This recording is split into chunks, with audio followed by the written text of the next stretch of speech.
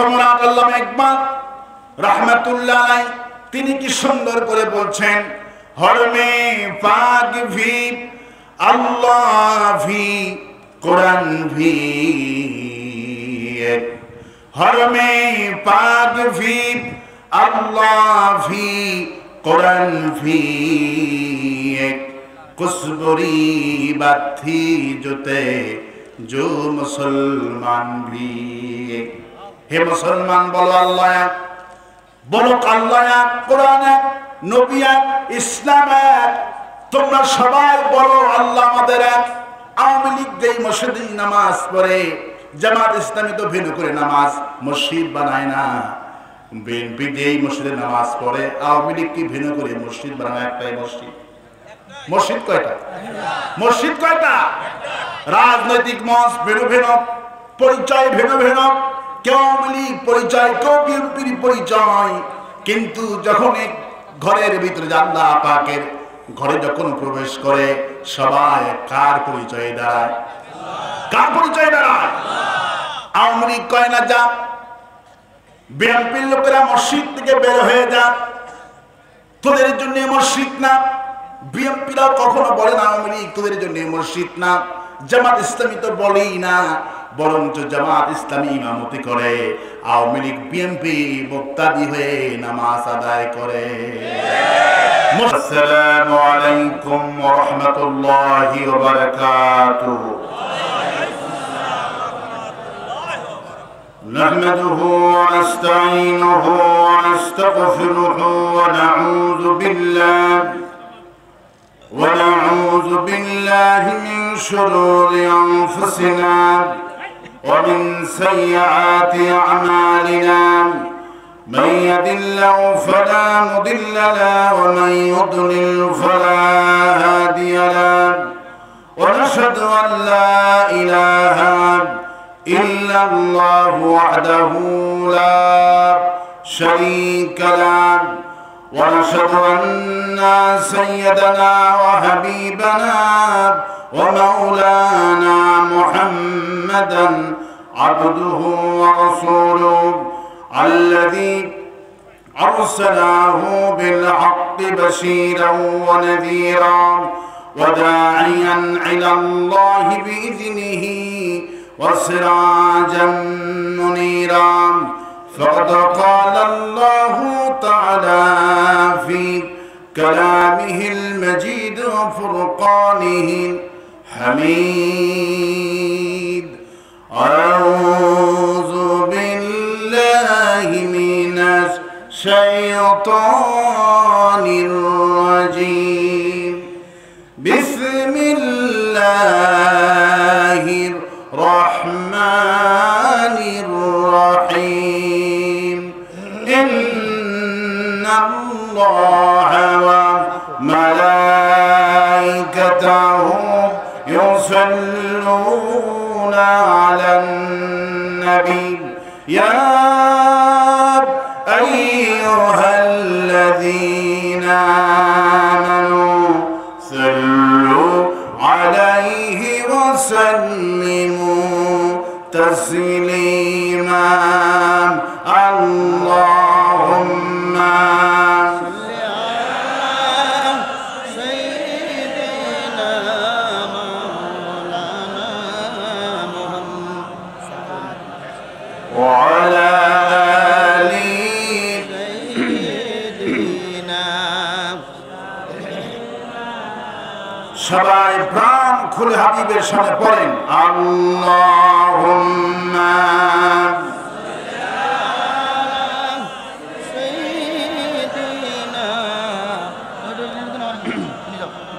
وعلى آل سيدنا،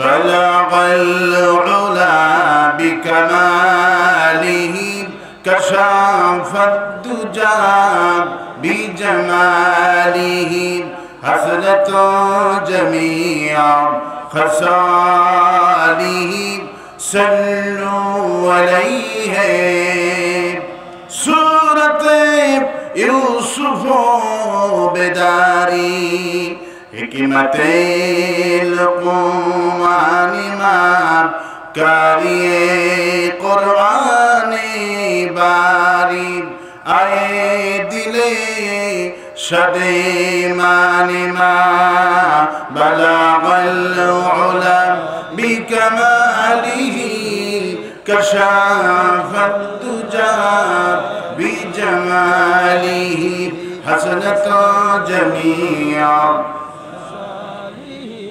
सल्लु अलैहि ए तेरी मेराज थी कि तू लौहो कलम तक पहुँचा और मेरी मेराज है कि मैं तेरे कदम तक पहुँचा बलागल उला कमालिही একটুখানি উসুবি দিয়ে দিবে حسنة جميع خصاله صلوا عليه اللهم آمين اللهم آمين ربنا ظلمنا أنفسنا وإن لم تغفر لنا وترحمنا لنكونن من الخاسرين আয় আল্লাহ তাআলা ঐতিহ্যবাহী জিনাত সাতক্ষীরা জিনাত সদর কর্তৃক আয়োজিত ধুলিহা আদর্শ যুব সংঘের উদ্যোগে তাফসীর বাগান থেকে তোমার দরবারে দরুদ সালাম পড়ে হাত তুলেছি।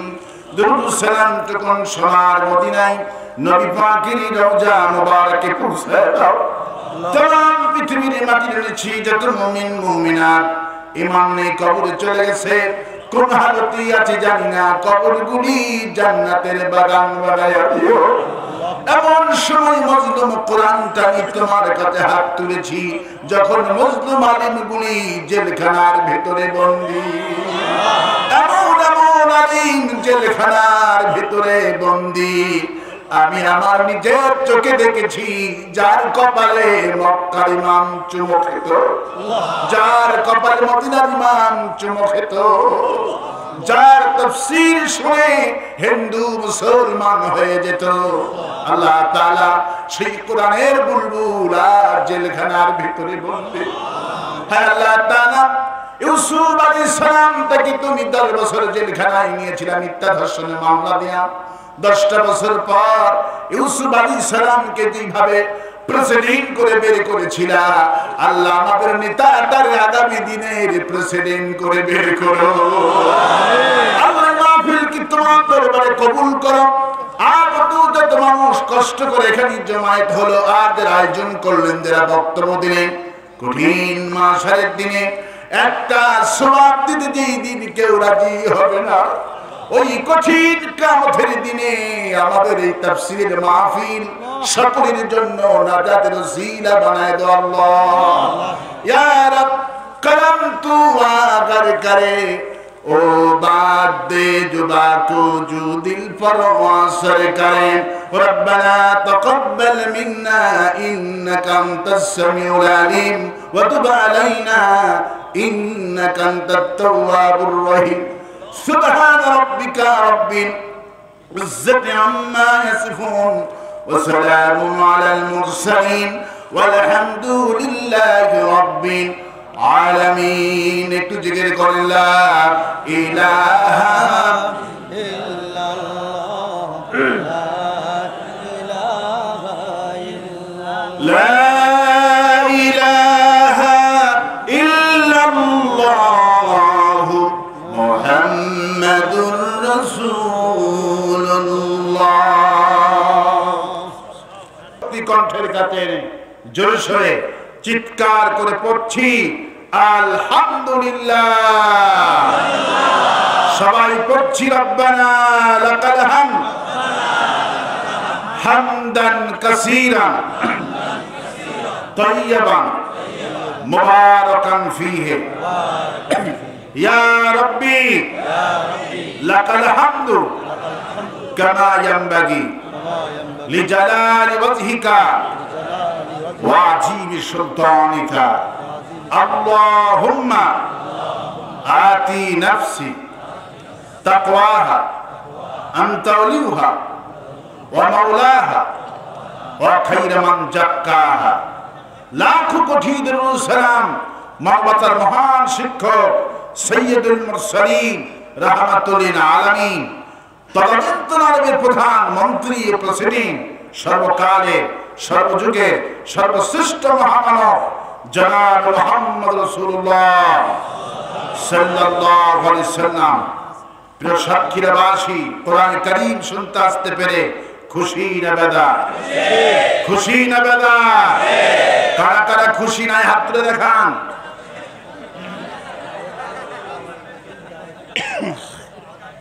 হাত কিছু উঠবে, ওইটা হলো অজান্তে উঠে গেছে।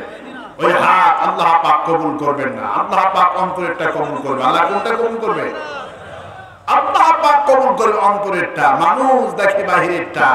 বাহিরের জিনিস দেখে যদি জান্নাত আর জাহান্নামে নির্ণয় করা যেত, আমি বলি মিস্টার রবীন্দ্রনাথ ঠাকুর সবার আগে জান্নাতে যেত। রবি ঠাকুর কি জান্নাতে যাবে? কোথায় যাবে?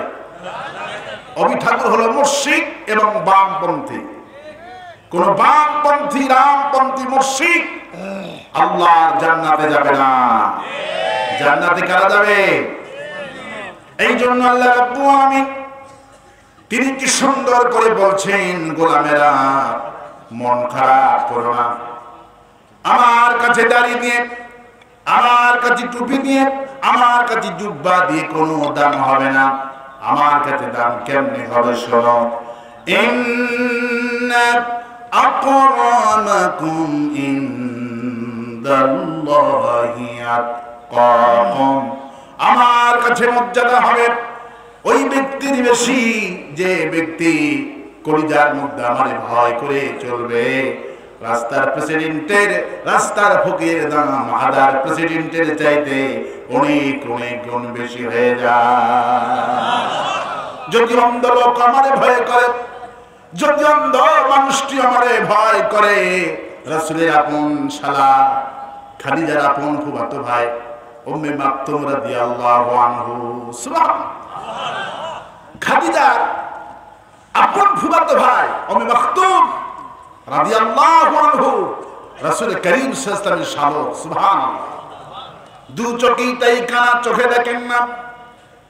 রাসূল কালিমাত দাওয়াত দিচ্ছেন, গোটা দুনিয়া একটি বিপ্লবী দাওয়াত, লা ইলাহা ইল্লাল্লাহ, লা ইলাহা বলো সবাই, লা ইলাহা, জোরে লা ইলাহা,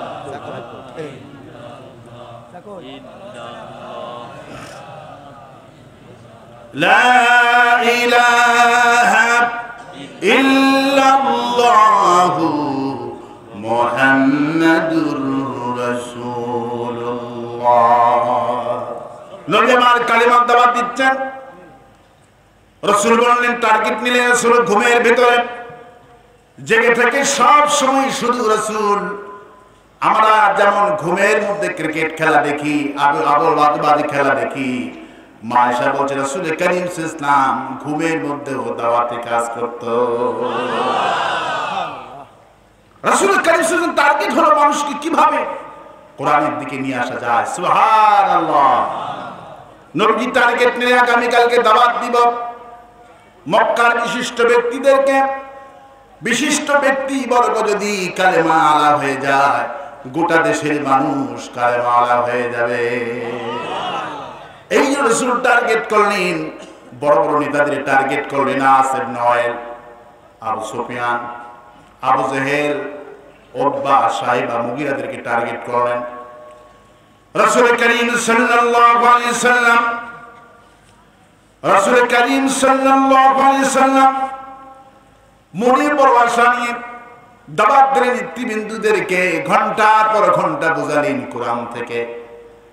রাসূল আশা করলেন নেতারা বুঝা আমার কথাই মানবে। হঠাৎ করে রাসূলের আপন শালক মা খাদিজাতুল কুবরা রাদিয়াল্লাহু তাআলা আনহা আপন ফুফাতো ভাই আব্দুল সাবির জন্ম প্রতিবন্ধী, দু চোখেই দেখে না, উম্মে মাকতুম রাদিয়াল্লাহু আনহু রাসূলুল্লাহর কাছে আসলেন। নবীজি অন্ধ মানুষ বলে তারে পাত্তা কম দিলেন, গুরুত্ব কম দিলেন। আল্লাহ এতটুকু বরদাস্ত করতে পারলেন না। আল্লাহ সুবহানাহু ওয়া তাআলা রাসূল কারীম সাল্লাল্লাহু আলাইহি ওয়াসাল্লাম ঘন্টার পর ঘন্টা দাওয়াতি কাজ করে ব্যর্থ হয়ে গেলেন, ঈমান তারা আনলই না, রাসূলকে অভিশাপ করে চলে গেলেন। রাসূল কারীম সাল্লাল্লাহু আলাইহি ওয়াসাল্লাম হতাশায় ভুগতে লাগলেন। জিবরাইল আমিন হাজির, আসসালামু আলাইকা ইয়া রাসূলুল্লাহ।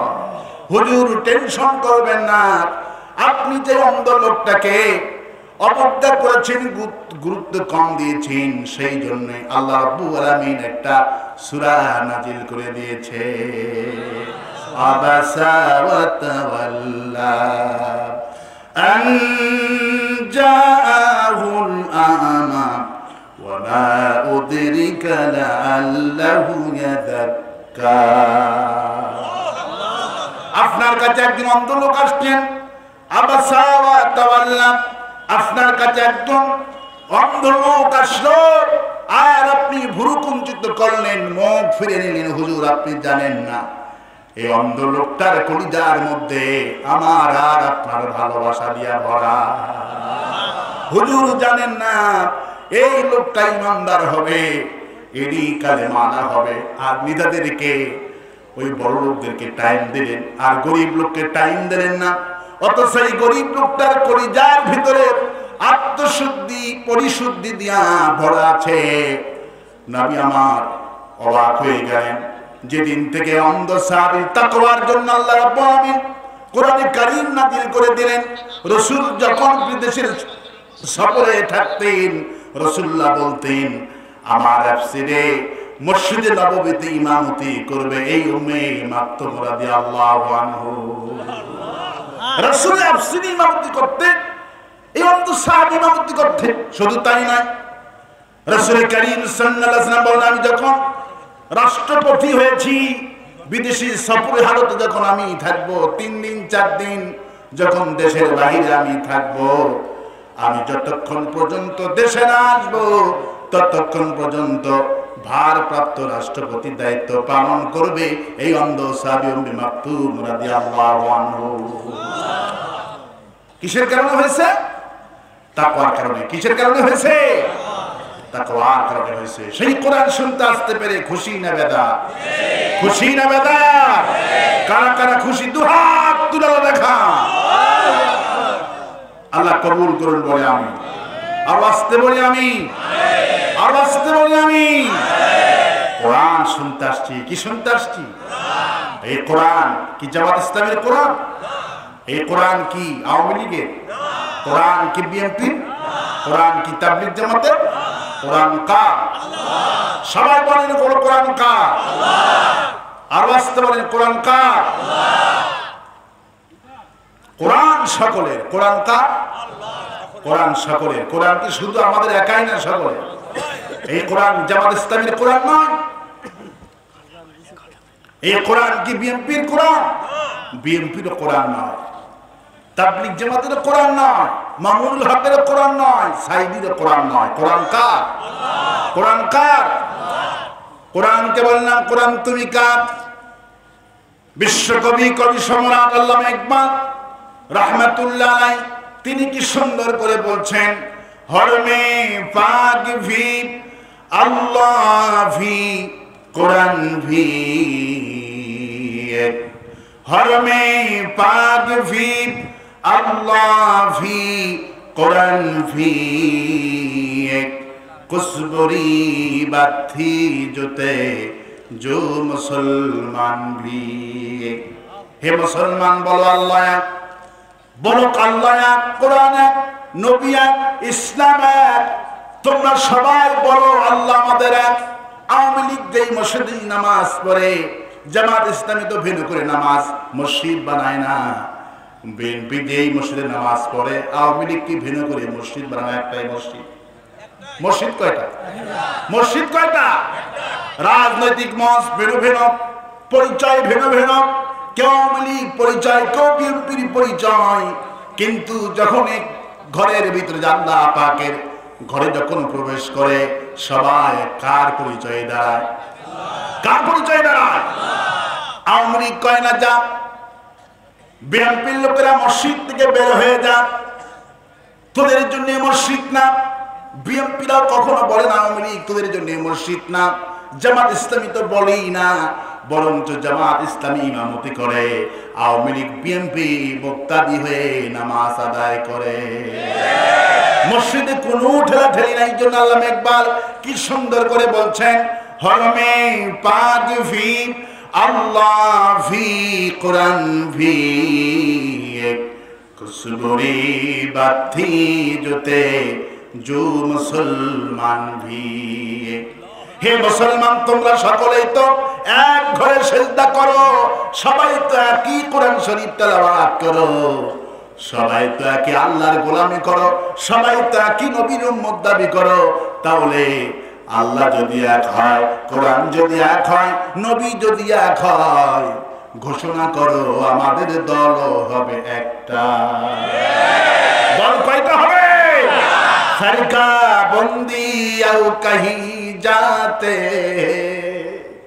খবরদার ফরকা বন্দি করবা না, কোন দলাদলি করবা না।